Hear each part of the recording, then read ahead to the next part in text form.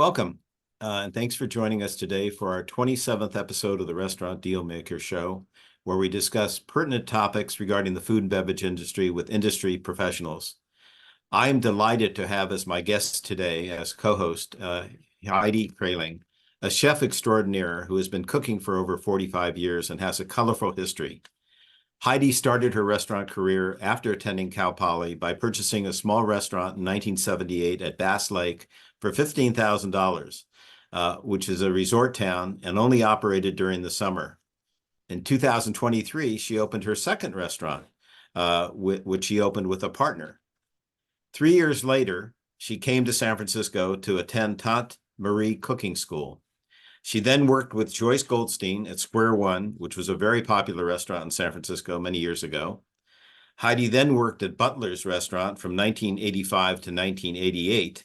Then she worked for 8 years at Smith Ranch, which is a high-end senior residential facility in Marin County, where she ran the food service operation for the retirement facility. The residents there ate daily, and Heidi made bread, ice cream, and every other item from scratch, and this is where she cultivated her initial customer base for her future restaurant. Heidi has been passionate about Mediterranean food since growing up in Southern California in a large Italian family. She then opened up Insalatas in San Anselmo in 1996, that's 28 years ago, and has been operating this well-known restaurant since then. Insalatas is proud to have been a Michelin-rated Bib Gourmand for over the past 15 years. Insalatas and Heidi personally have also won too many awards over the years to mention. For a period of time, she was a partner in Marinitas, a well-known Mexican restaurant a few doors down the street from Insalatas. In addition to having a successful career as a chef and restaurateur, Heidi has dedicated her life to service and serving the community. She has been involved with Lifehouse as their culinary director for over 35 years. She was a founding board member of ExtraFood, and she is also involved in Souper Kitchen, which Heidi will discuss shortly. Heidi is the author of 2 cookbooks, Insalatas, Mediterranean Table, and Insalatas and Marinitas, a story of 2 restaurants. Needless to say, a very impressive lady, and for sure a role model and mentor for many people who had the opportunity to work with her for over the years. Just as a technical note, if you have any questions during the show, please type them in the question box, and we'll try to get back to you during the show. And if not, we'll get back to you shortly after the show. So without further ado, I welcome Heidi. And the first question I would like to ask her is that her parents had a very large influence on her. And please discuss how has your Italian heritage and table and food experiences shaped your career? Well, thank you. That was very thorough, Steve. Thank you. I'm listening. I go, yeah, I guess that happened and that happened. And oh, it's great. That's been a long time in the food world. But yes, thank you very much. Sure, my pleasure. Great is a great intro. My family, there's 6 kids in our family, and we, food was everything. We grew. We had like 36 different fruit trees, veggies in our backyard. We canned, we pickled, we made wine, we preserved, we made everything. We made our own olives. And so, we joke, and now when I say, it's like, well, it's true. We're having breakfast and talking about lunch and eating lunch and talking about dinner. So it was really, really quite the thread of our family life, besides the fact we grew a lot. So, really the interesting thing, and we had a little discussion about this, is that, my family, the table, the dining table, the dinner table, or any meal table was where we all had to gather. There was none of this, I'm going to soccer practice. We just all ate at the table. And so life and our concerns and our joys, and hey, even Italian lessons from my dad, that all happened at the table. So I really kind of learned early on, sort of the importance to my family, but the joy that came from the table and the enthusiasm that came from the table. And my family really cooked crazy good food. I mean, all of my family. And so celebrations were a very big deal. And I got to see that early on. I go, wow, this is cool. This is a lot of cool food, you know? And so, you know, so food and family and the love of that also went out to my family were very involved in service, big time. And so they were always cooking and preparing food for organizations, everything from the Knights of Columbus and the Italian Catholic Federation, all the schools, they were always involved in that, doing large functions and cooking for them. So it also extended from our table to bigger tables. So I guess I could say early on, I just saw that how important food was and how much people loved food and loved great food. I mean, I don't want to brag, but my family cooked pretty wonderful food all the time. And my dad, he retired early, so he just cooked night and day. And here I am in high school, it's like, oh my God, you know, you're eating smoked pork, but with juniper berry cream sauce on a Tuesday, and then some Vietnamese celebration dinner the next day. And I just have to go to cheerleader practice. Do I have to, you know, like, you're sit down and eat this? And so, you know, it was just like a maze of, you know, pancettas hanging, you know, it's just a maze of, and I didn't know it back then, how magical it was. Cause, you know, California cuisine hadn't even started yet. Right. You know, it really Right. hadn't. You know, my first two restaurants they were simple food. You know, I call it the quiche and crepe days. Right. You know, it was in the 70s. You know, that I think the late 70s is when Chez Panisse opened, but you know, I had not really experienced, except with my family, the magic and the brilliance of really good food, if that makes sense. Yeah, for sure. Did any of your other siblings get involved in the culinary world and No. transcend with the great upbringing that you had in the food arena? No, they're smarter than that. No. Ah, okay.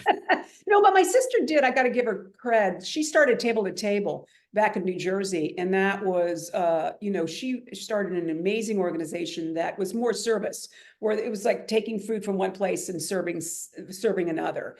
And Ah, they distribute millions of pounds of foods, and she started that from scratch, very much like ExtraFood that I'm involved in. sure. So, but that's the only food related business. But you know, my brother makes wine. I mean, we all still do all that fun stuff Sure. that not necessarily for you know, commercial reasons. Got it. Got it. So in our discussions, you've indicated to me that your three primary mentors in the culinary world include your father, Italo, Mary Risley, the founder of Tanta Marie's Cooking School, and Joyce Goldstein, the former chef and owner of Square One Restaurant in San Francisco. Could you please tell me how each of these three people impacted your career? Yeah. Well, I think I talked about my dad. You know, my dad retired early, so he was cooking a lot all the time. And he came up to Bass Lake when I owned Bass Lake. And, you know, he had fun in the kitchen, and we had to close it down one weekend because he was so backed up with his special, we couldn't get it out fast enough. So that was very fun. And he enjoyed that. But so my dad was very into cooking and very into sharing. He came up with a cookbook for the family that was very intricate recipes that he had gathered, tested, retested. Always at the dinner table, we had to grade everything that he cooked and talk about what did we taste, what would we do different. So, you know, he did it so that he could collect these recipes and make a cookbook for us. And I'm like, really? You want, okay. I taste, you know, as a kid, you know, and I didn't, but then I just thought, how great to hone my skills before I even knew that they were going to be needed. So, and so my dad, my mom, and my mom too, my mom really, I would have to say, they're both were very into service, but it was also, you know, service and hospitality. They were very generous with their produce in our yard. They were very, always having people over, always sort of sharing the generosity and the bounty of what they had, no matter what it was. And I think that was really something that I've carried along.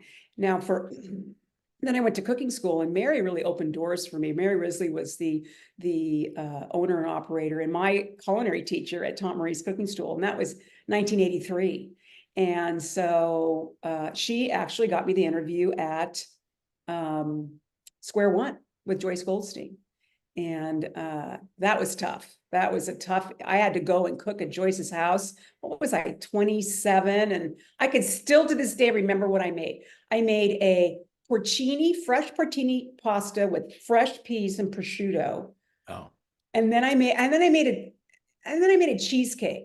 I used to shake cheesecake out of my sleeve. I mean, that was one dessert I didn't need a recipe for. I made it at the 2 restaurants I had before I went to cooking school, and that I could do. And she goes, "Why did you choose cheesecake?" You know, because I think at that point in the mid-'80s, cheesecake might have had its bell curve, you know, and it wasn't as, I go, because I know how to make it well. She goes, "Well, that's a good answer."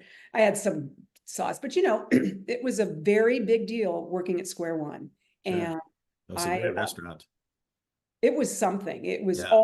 she had a lot of people from Chez Panisse. Yeah. And I was kind of I felt very nervous and very overwhelmed. That menu changed every day. So we would walk in, Steve, and it was like 7 o'clock, and we get big vessels of coffee, and we would peel garlic and peel onions and wait for the menu to be developed, because every day it changed. We had no idea what we were walking into. And then it was beat the clock until service. And it was crazy. Yeah. But it was fun and intense, and you changed the menu every day. You saw dish after dish that you'd never seen before. Yeah. And that really was an integral part between cooking school and, Square One to launching me being a head chef. Sure. Yeah. That was a very well respected restaurant. How long was she in business for? You remember? Well, an interesting story I do remember, because she opened in 84, Mhm. and I believe she closed either in 95 or maybe early 96, because I ended up going to a restaurant auction and buying her pastry table. Hmm. Buying her, and in fact, that table is still it's still in Insalatas, that pastry table, with the wooden backsplash. And I bought sheet pans and whatnot. So it was bittersweet to be able to buy something that had the most impressive pastry people working on that pastry table. Yeah. The angels that are now, that they've passed, there's a couple of them have passed, but it was, Diane Dexter was a pastry person there, and she helped Carol Fields, create the Italian baker. Oh, And nice. there's a couple of really great pastry chefs. But anyway, we got a lot of things from her, and Sure. Joyce still has a prolific, still to this day, culinary influence. She does doing cookbooks and. Oh, nice. So, Yeah. She's very well respected, no question. Well, shifting gears a little, although we've talked about it initially, you talked about initially on how the service bug got implanted in your genes and your whole perspective in life. You've really taken it to an extreme in terms of your commitment to service to the community. And specifically, I know you've been involved in 3 primary service organizations: Lifehouse, ExtraFood, and Souper Kitchen. And I'm just sort of curious, it maybe let the group know a little bit about, what's been the extent of your involvement, your motivation to be involved with these specific groups, and what's been the results of your participation in leadership in these groups. well, again, I realize, probably there's a couple of arches here for me, Steve. And one is that I love to cook, and have always been passionate about cooking and production and putting out beautiful food. And in my day, like I said, I was born and raised that way. We eat beautiful food all the time. And, to be able to be in a restaurant setting to produce beautiful food all the time, it was magic. And so, again, what I realized is, and this is the service and hospitality part, is that how important food is to everyone. And to everyone. So what I realized is that, at the restaurant, there's a family who had a close family member pass away. We would send food to them.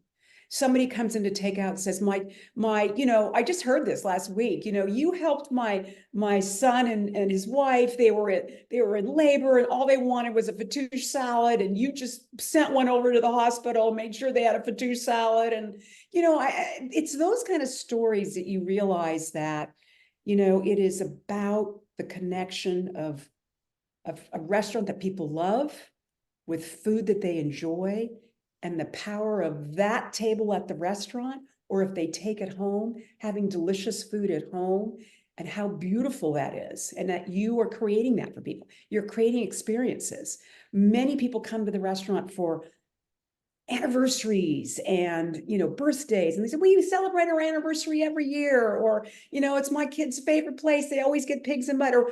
I hear that daily. And Yes. it's so I can't tell you how wonderful that is to hear that. But then there's this level in our community when that 25% of people in Marin County are food insecure. And it really came to grips for me during the pandemic, when people that were shut-ins or couldn't get out because they had health issues, how food became a very big deal because they couldn't get out, or we weren't serving, or restaurants weren't serving, or remember how things got weirdly scarce. This food got scarce, and because of production, what do they call it? A supply chain. Right. And so all this was going on. And what I realized was, first of all, we were closed for a couple of weeks during COVID. And I thought, what are we going to do? I was just like, oh my God, this is nuts. And the hardest thing for me, Steve, is that a lot of my workers were not getting unemployment. So I thought, wow, this is really a problem. They, for whatever reasons I don't want to go into, they just did not want to collect unemployment. So here they have no income coming in. So what I was able to do is I was able to create a GoFundMe, and we raised over $100,000. And what I committed to, my husband and I committed to, is that we'll pay the rent, we'll pay, whatever keeping the lights on. But whoever gives and gives generously, we will make sure we do two things. We will feed our community, and we will, support those in my restaurant that had no means of any income. And it was brilliant. We made 10,000 meals during a 3-month period, and everybody was supported in the restaurant. But what happened, Steve, I was so grateful, and so much gratitude of how much people gave and how much I heard about how important Insalata. Now you're going to make me cry, Steve. Now it's going to get me to have the waterworks, but it was really a point in my career where I thought, we're doing the right thing. And people said, you go, you do it. You just keep doing this. We'll support you. And they supported us in ways that were just monumental. They came to take out, because we couldn't have the restaurant open. And they bought everything in sight. People bought everything. And they just said, we don't want you to close. We support you. So, to continually see this sort of dynamic where people support us because they see that we support the community. Right. That's what we do at ExtraFood. ExtraFood is a nonprofit that I was a founding member of, that really moves food that's excess to those who need it in our community. And it works brilliantly. Yeah. For the audience understanding, could you explain a little bit more specifically how that works? So ExtraFood is a nonprofit that's been in over 10 years. We've 10 and a half years. And it's a very simple model, Steve. What we do is we pick up food from suppliers that have excess. They also pick up food that is planned giving, like a restaurant's going to make, Marinitas makes Insalatas every week, and, for 20 people, and they pick up some planned food, but most of it is excess from supermarkets, from hospitals, from catering sites that have extra food. Right. And then they have sites and agencies who will take that food. Some of the biggest givers to Extra Food are the farmers markets. Right. So on Wednesdays, Thursdays, and Sundays, Extra Food has volunteers who wait till the end of the market, and Mhm. all the farmers give what they don't want to take back, what they don't want to return with, for whatever reason. People didn't buy it. That week the sun was out and everything grew and they had to harvest it and they brought it. And I think a lot of times, they know they know they brought too much and they're going to give it to Extra Food Right. because they know they won't sell that much. So that is the most amazing amount of food that distributes to all over the county. Amazing amount of food. In the summer, it could be 1 to 2 tons of food Wow. per farmer's market. So what happened during COVID, Steve, is that I started making these meals for Extra Food, and I went to the market and I saw all this produce that Extra Food was gathering. So I took some for salads and whatnot. But what I noticed there is that there was a lot of food that were going to agencies, and I thought, wow, do these recipients really know what to do with kale and fennel and kohlrabi, and just random things that will go to these agencies' pantries? And I think, I don't know if, an elderly senior would know what to do with it, want to do anything with it. I just kind of realized, I said, people want cooked food. That's what they want. They're working 2 jobs, or they're infirmed, or they're frail, or they don't have the cooking expertise. And I really thought, way back then, I just thought, I'm going to do something with this food. And I'm going to make something. And that's where the soup kitchen came in. And so this afternoon, I go to the soup kitchen and we'll make 150 pints, which is 300 servings of soup. And Right. Extra Food will pick up this soup tomorrow and take it to the agencies. That's right. What will also happen this afternoon is the Extra Food volunteers will call me while I'm at the soup kitchen and say, okay, Heidi, here's what we got. And I'll tell you what that I got. I got virtually nothing. We're in between seasons, at the market. So it's like, it's kind of funny. So I got a lot of basil and I made pesto for the topping of one of the soups, but I got a lot of cauliflower. I say, okay, it's going to be a cauliflower soup. And so, it's a neat soul project that I started, that I can't tell you how much it gives me joy, because, I heard one recipient say, you mean the chefs from Insalatas are making the soup for us? And I go, that's everything to me, Steve. That's everything. It's like, yeah, Well, we that obviously creates a lot of excitement and enjoyment even before they partake in your product, because your food is so excellent. Well, And I your make it like I would reputation make it at the precedes restaurant. you. Yeah. Yeah, I don't cut corners. I really am. I want to make it as if I want to eat it, and I want them to enjoy it. Yeah. Some of them say, you should put so much salt. I go, I'm gonna make it so it tastes good. Yes. Yeah. That's cool. So you in our previous conversation, you mentioned to me that when you originally had the idea of Insaladas, you originally think of it strictly to be a takeout restaurant. And as it's turned out, Insaladas is probably one of the most successful restaurants, sit-down restaurants in all of Marin County. So tell us a little bit about how that original, thought of being just a takeout business turned into, this great, successful, full-service restaurant. And still, takeout is such a important part of your business, and maybe even discuss how COVID even, fueled your takeout business today. That'd be interesting if you could. Yeah, Wouldn't it kind of mind went full discussing. circle. Yeah. Yeah, see, I think that what happened is that I was at Smith Ranch, enjoyed cooking for the residents, but then I kind of knew my time had come. I'd been there 8 years and I was itching to open up my own place. And I had been out of the quote restaurant circle because Smith Ranch was a private entity and was not open to the public. And I just thought, I don't know if it was my ego or or my fear. I just thought, what I'll do, replacement meals are a big deal. And so I thought, that's what we'll do. We'll really concentrate on takeout food. And we'll have a little bit of this 5,000 square feet will be the restaurant. And then most of it will be takeout. Because we had a coffee bar built in, and it was set up to be sort of like a, what do I want to say, a food fiesta, you know, and we had this takeout, and then we had this coffee bar that did all this breakfast things. And then only the upper part of the mezzanine was going to be the restaurant. All the other tables were going to service takeout. Well, from day one, that restaurant was packed. And, you know, people didn't know where to take their takeout food. And, you know, it's like, okay, that's now a reservation. And so what happened was takeout kind of became the ugly stepchild because the restaurant got so busy. Sure. And then I'll never forget George Federici, who's just a brilliant.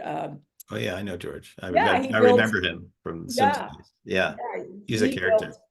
He's a character. I used to call him Jorge, which really used to piss him off, but I just adore him. But he, you know, we built this big coffee bar because we wanted to serve pastries in the morning and coffee and whatnot. And he goes, you're gonna pull that out in 6 months. I said, no, I'm not, Jorge. This is my vision. And blah, blah, blah. And 6 months we tore that out. Because he just kept going, hey, Heidi, you could have like 5 tables, 6 tables in here, and 2 turns times whatever your, you know, check average is. And I go, no, and it's gonna be great. And so we did. We had to, because the restaurant was so demanding.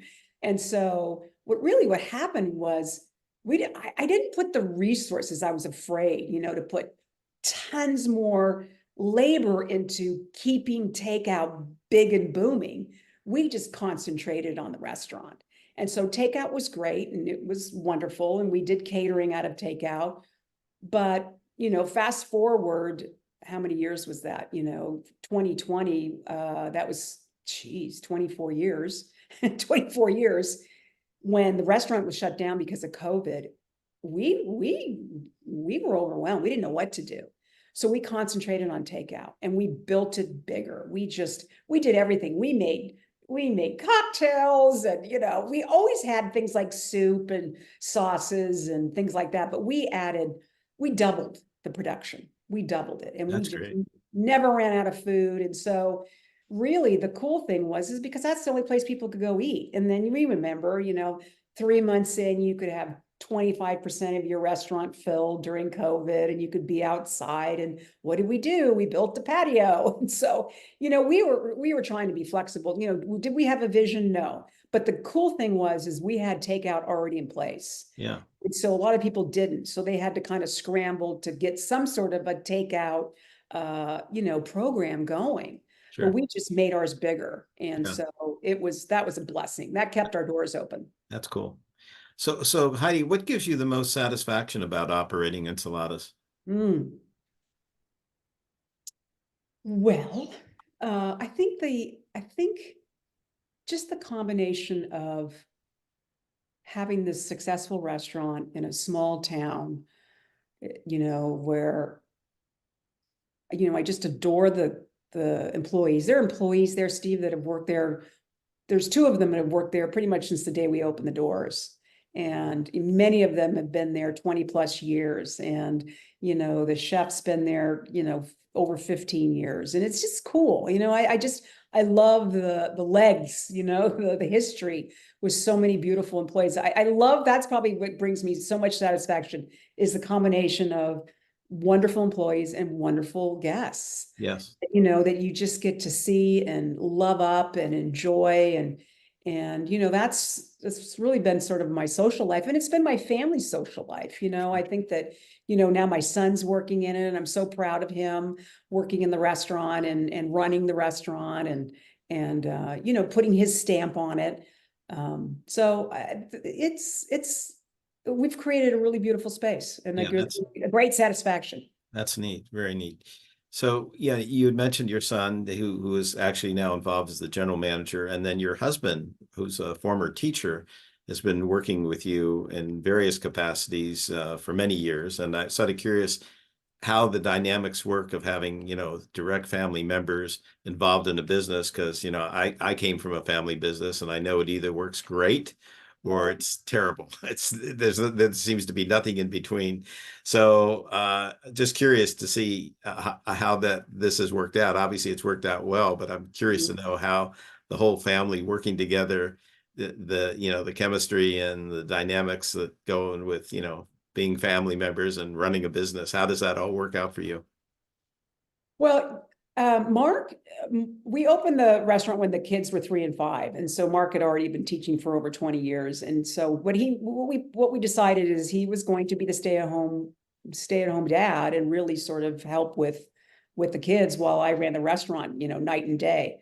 So that's how it started. But from the beginning, Mark did, 50% of the bookkeeping. He did, but he also, he's been the general contractor, the subcontractor. He's tutor. He tutors to this day. He tutors employees that that want to learn English so they Wow. can get ahead. So Nice. it was very fun. And he did baking for about 5-7 years. And what he used to do, he used to get in early to the pastry department, pull the bread out, get it proofing, go do tutoring, before the employees started their prep shifts, and then come back to the bread. And, there's one of them that's just our star. He runs takeout, and he's really the most remarkable chef one of the most remarkable chefs that works at Insalatas. His English is perfection, and Mark started with him, Oh, nice. speaking to, yeah. And so that's very cool. So Mark really, has been the treasure of doing everything that nobody wants to do. And he does it with, I don't know, is love in his heart? Yes, there's love in his heart. Because a lot of them, spending 10-12 hours in the refrigerator on the day before Thanksgiving, making sure Oh, people get the right turkeys and making wow. sure they get their, we've gotta, it's all of that. As you know, the restaurant needs all of that, cleaning the gutters and patching and restriping the parking lot, it's Wow, just, he's a there's versatile guy. yes. And Really then nice. Joe he went to restaurant management school. And, I think that he realized he had a feel for it, but I'm not sure, you know, he enjoys it, but it's very different. Me coming from a food family and going to cooking school and having the cooking be my creative outlet. I think it's a very different front of the house. Hospitality has to really be coursing through your veins, Correct. to be able to deal with the public and have hospitality and service be so important. But he enjoys it, and it's fun to watch. It's fun to watch, and then I'm also pulling my hair out, to watch the younger generation and how they view things and how they see things. It fascinates me, it really Yes. does, because just like we used to say with our parents, I'm never going to do it like my parents did it. Well, some of it they do and some of it they don't. Sure. So, I get it. he's finding his way. And I say he has the impossible task of filling my shoes, Oh, yeah. and he does it brilliantly. He does. He does it in his own brilliant way. So That's that. You're that's very, off to him. very fortunate. Yeah, that sounds like it's a great team. Oh, you're very lucky. I know you mentioned hospitality, and it's obviously been a major part of your life. And how do you view hospitality exactly? Well, I'll tell you, I don't know if this story will come off right, but think about when I came up in the restaurant world, it was all about food. For me, it was all about food.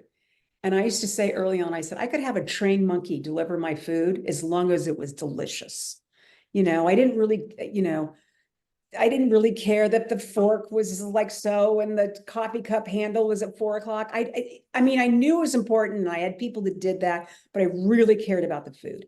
And what I've realized over the years is that food is important, but what really matters is that people are seen and heard. They care about that. And they care that you remember them. And they care that you take notes that they didn't like that table the last time. And the next time that they come in, they want to have the table that they had requested, or any billion things that people care about when they walk into your restaurant. And that's, what's been fascinating to really realize about hospitality. And so it's so important to hire people that really care about people, that are passionate about pleasing people, that they bring their joy to work. I mean, it's so important that we hire correctly. And as you know, it's hard in this business to hire, period. So to find people that are really service and hospitality driven, boy, when you find them, you you keep them and love them up and get them to be a part of your family, because Sure. that's what I think. I really think for hospitality. See, it's changed for me because I realize that, and I also think, Steve, this is kind of an interest. I think that, how do I think that it doesn't matter your socioeconomic background. I was raised with delicious food. A lot of people had moms and dad who didn't cook delicious food. And unfortunate, it didn't matter about their socioeconomic, but they weren't good cooks, let's just say. I think people understand good food, but I don't think everybody understands great food and the difference between good and great. Does that make sense? So I think that, listen, I'm always going to want to cook great food, but I also think what butts up with that and has to join in that marriage is, really good food and service, which is even more important than really good food. And I never would have said that even 5 years ago. Yeah. That service is more important than really good food. Oh, I agree with you. I mean, if you go into a restaurant and you have just mediocre food but you have excellent service, you can rationalize, well, geez, it's been a great experience overall because the service was so great. So I'm certainly in sync with what you just pointed out And there. it does make me crazy. Yeah. Because I really think I wish it was the other way around. And it's Right. not. So I understand it and I know the importance of it. So it's really about, training people to be, to be gracious and kind and welcoming. And I think Insalatas has always tried to do that, not only at the front door, but in our community with our service. Sure. So I think people do give us a little longer of a tether because we've been such an integral part of the community. At least I hope they do. For sure. So playing off the hospitality definition again, and its importance in having a successful experience for a guest. If you were advising a younger person who was in the hospitality business and was thinking about making it a career, what advice would you give this person? That's probably one of the hardest questions I've been asked, because I think that it's such a difficult profession, Steve. It's so difficult. And I think that to really excel and make a good, solid living requires a lot of talent and a lot of passion. And that's what I would say. If you're going to be, for example, in the back of the house, really find a mentor. So let's say you're saying that they're already in hospitality. Find a mentor within that business and have this hard conversations with them and ask for guidance. Because unless you've got 75, gosh, maybe it's even more, 6 figures to go to cooking school, I think that there are other avenues and ways to be in the kitchen. And it's really finding someone to take them under your wing. You know what I used to say? If you wanted to get into a kitchen, tell them you'd work a week or a month on your nickel and you could prove how good you are, and then they'll hire you. Well, it's like, you can't do that anymore. But, the point is that you want to find somebody who you feel dovetails with your passions and your sensibilities and the way you would want to be in a kitchen, that you like what they do. And, ask for guidance, ask for, mentorship, and again, you have in this business, if you're not 200% passionate about it, don't get in. It's too hard. Yeah, It's too hard. For sure. No, I think. that's a In great front of the idea. house is the same. It's too hard. Yeah. Having customers, that are just really demanding and want to be in your face at all times, you gotta love that. Absolutely. I really loved it. Right. No, So I it's hear really you. a passion question. Are you really passionate about it? Yeah. No, that's great. Great response. So what event or events have been the most challenging in your career, and how have you dealt with these challenges? Well, I think that COVID really threw me off my pins. Yes. It just did. You and everyone else. It really, and think about it, Steve, it was only 4 years ago. Yeah. 4. It feels like 10 years ago. Because it was such an emotional, mental, just, hit on all your senses. And everybody was scared. Everybody was scared. And nobody knew what to do. And I have to say, I think it was at that point where I thought, I think I'm going to rethink this. And the really what came out of it was the super kitchen, that I wanted to do the super kitchen, and making soup. I wanted to cook for those in our community that, were food insecure. And so that was the scariest of times and maybe the best and most pivotal of times for me, because I knew that there was something else for me. I didn't have to, chase any more restaurants. I didn't have it. I didn't have it in me. And people say, "Oh, like, hey, how about if we open up?" I go, "Are you kidding? Are you kidding?" Yeah. I don't wish that on anybody. I think opening a restaurant right now is so difficult and so costly, and that I'm happy that we are in a place we are now, and we came out of COVID stronger. I think we came out of COVID stronger. And I have to say, Steve, we really got so much help from our government, with PPPs Yes. and all of the credits that we got.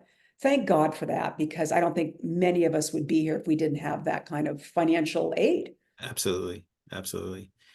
So obviously you have a lot of expertise in many different areas and a lot of strengths. And how do you use this expertise and your strengths to overcome the challenges of the business, especially in California, as we've seen the landscape has changed dramatically with $20 minimum wage for fast food operations, with chains of I think 60 more units. However, that has sort of set the bar, so to speak, for the rest of the industry. So we've got that challenge. You got insurance costs going through the roof, all the high operating costs, food going up dramatically, 10% on this and 15% on it. It's just nuts.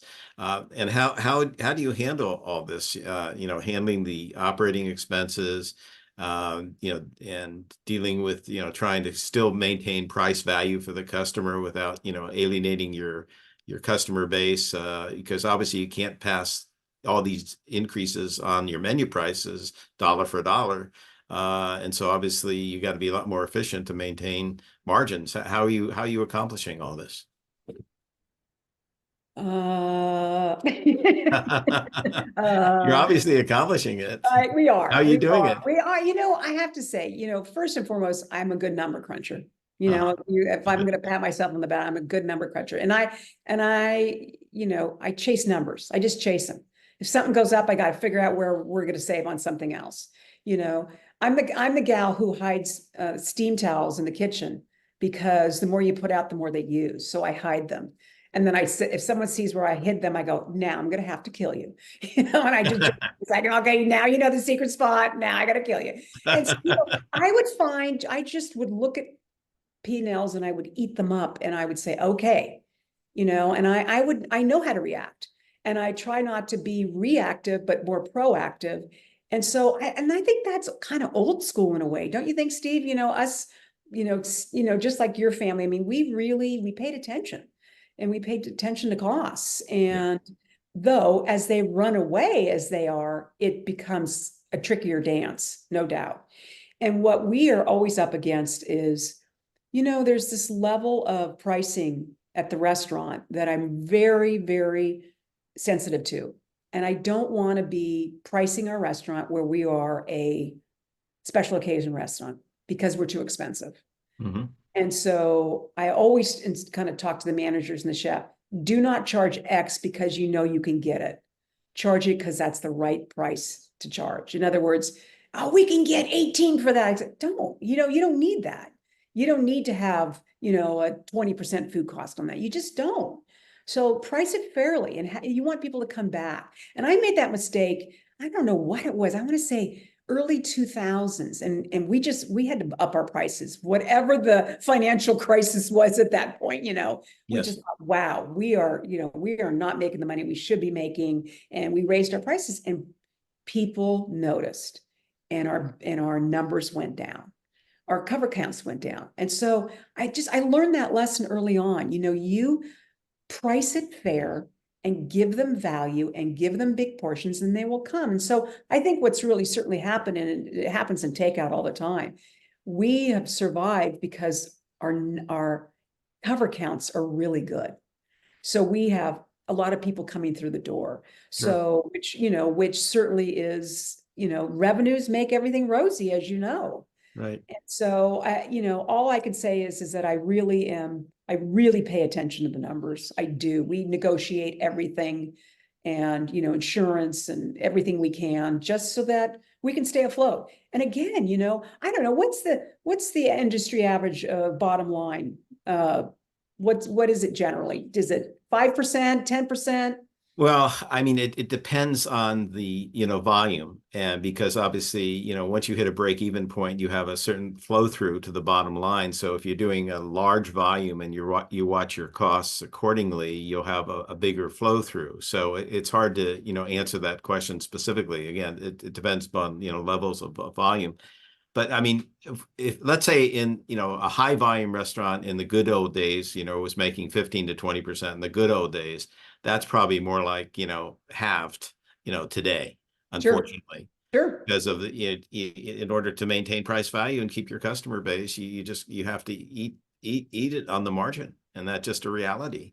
And that's one of the reasons that's discouraging so many people from, carrying on in this business, especially, the, older folks that, are considering retiring. It's accelerating their motivation to retire and get out and get something for their business versus having to deal with, all the challenges they've had between the Great Recession and the dot-com boom and COVID and, potential of, who knows if, the vulnerability of another recession happening, once the next year the presidential election is done. There are too many unknowns out there and sure. uncertainties. So it's yeah, very dicey out there right now, to say the least. And especially California to begin with is, such a challenging place to do business in.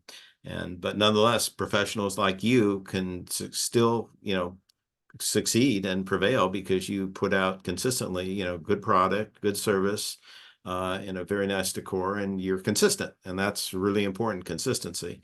And you have that very devoted customer base that, quite frankly, loves you. They So, do, they do. And I'm so blessed. I never take that for well, granted. you've earned everything that you've reaped, for sure. I mean, Well, that hasn't happened, but just by accident. But I know you mentioned to me, at the start of this that you have to, go to one of your nonprofits and make food, and so I'm cognizant of that. So consequently, I'm very conscious about the time. So I want to acknowledge you, Heidi, for your leadership contributions that you've made to the hospitality industry and to all the nonprofit organizations that you've been involved with throughout your life. For over 4 decades, you spent your time, energy, and passion with your staff, your family, and community. Your life serves as a role model as a devoted mother, wife, and successful business person, and a committed human being to improving the world with your service to many nonprofit boards you have diligently served on. So very appreciative of you and your commitments to the world. And if anyone wants to get in touch with you, what is the best way for them to do that? Oh, well, first of all, Steve, thank you so much. Well, You're making me a little teary again. My God. That well, was it's very, true. very kind, very kind It's of you. very sincere.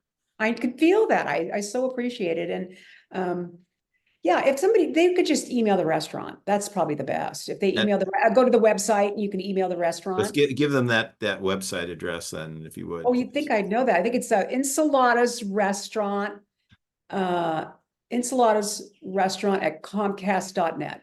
Okay, thank you. Yes. And I'd like to just mention briefly some of our upcoming Dealmaker shows. Next month we have Donna Seymour, one of your Oh, that's awesome. one of your neighbors. I actually sold Donna Yes. that restaurant 20 years ago. Actually, she was originally in the San Anselmo Inn. That's where Glenn was, of Comforts originally. That was one of my Oh, earlier. I know. Glenn I was was gonna really buy devoted. that. Yeah, and so I did the deal with I think it was Trey Fratelli originally. Mhm. Remember Oh my Trey gosh, remember? Fratelli? And Yep. then I sold it to Donna and her former husband. And then their attorney was charged with exercise, letting them know when the option was coming due, to exercise the option. He forgot to let them know, and the landlord wanted the space back. And so they Oh my I God, ended up I've never heard that I ended up story. moving. Yeah, I ended up moving them to well, it used to be Rossetti's. Remember Right, Rossetti's? Yeah, right. and then That's a great spot she's oh in. yeah, A and great so a spot. lot of history there. Anyway, I didn't mean to get off the track there, but I couldn't No, I think it's couldn't terrific. couldn't avoid that. So then we have in July we have Ike Shahada, a very interesting guy. He's the founder of Ike's Sandwiches Oh, sure. with over 100 locations in California, and then he's got locations in Arizona, Colorado, Nevada, Texas, and Utah.